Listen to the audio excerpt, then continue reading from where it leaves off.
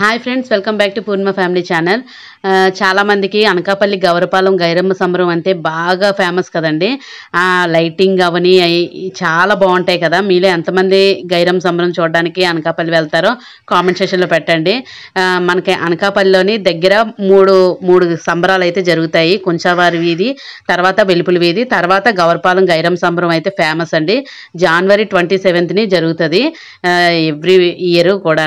పండగ వెళ్ళిన తర్వాత ఈ 3 సంబరాలు జరుగుతాయి. లైటింగ్ చూడడానికి 3 days బిఫోర్ నుంచే అయితే వెళ్తారు. చాలా బాగుంటుందండి. హెవీ లైటింగ్ అయితే పెడతారు. ఫైనల్గా క్రాకర్స్ కూడా పేలుస్తారు. స్టేజ్ ప్రోగ్రాంలు అయితే బీభత్సంగా ఉంటాయి. జనాలు అయితే మరి చెప్పలేనంత జనం అయితే వస్తారండి. చాలా ఊర్ల నుంచి అయితే వస్తారు. చాలా బాగుంటుంది. మీరు ఎప్పుడైనా వెళ్ళలేదు అని అనుకుంటే మాత్రం తప్పకుండా కంపల్సరీగా చూడడానికి అయితే వెళ్ళండి. అనకాపల్లి గౌరపాలెం గైరమ్మ సంబరం. ఇక్కడ వచ్చేసరికి బుర్రకథలు మనకు అప్పుడు రోజులు ఫేమస్ కదండి. బుర్రకథలు అయితే అవుతుంది. థ్యాంక్ యూ అండి. మరి మీరు అందరూ కూడా ఎంటర్టైన్మెంట్ కోసం ఎదురు చూస్తున్నారు. రవి శ్రీపంట శ్రీను, మేమందరూ కూడా మరి చాలా స్టేజ్ల మీదకి వెళ్ళాలి కాబట్టి దయచేసి మాకు సెలవు ఇప్పించండి. ముందుగా డైరెక్టర్ గారు చిన్న తిరుపతి. నెక్స్ట్ ఇక్కడ వచ్చేసి డ్యాన్స్ షోలు అయితే జరుగుతూ ఉంటాయి. మనకి దాని సాంగ్ పెడదామంటే మనకి కాపీరైట్స్ ప్రాబ్లం అయితే ఒకటి ఉంటుంది కదా. అందుకని నేను మ్యూజిక్ అయితే ఆఫ్ చేశాను.